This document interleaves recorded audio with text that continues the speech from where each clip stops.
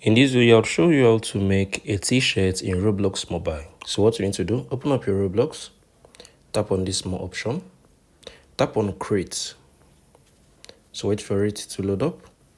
So tap on this, tap on creations, tap on avatar items, scroll down, select the classics. Once you're done with this, tap on filters, select classic t-shirts. So it should be in the classic t-shirts. Yeah, so this is it, classic t-shirts. So come on here, tap on upload assets. Come on here, select the name you want. So I can just use, let me see, how to do. You enter the description. I can just type in my shirt.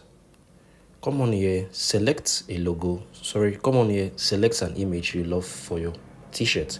So I'm going to do mine right now. So I'm currently using this. So this is our official profile picture here on the How to Edu channel. So you need to come on here. So this is what you need to do.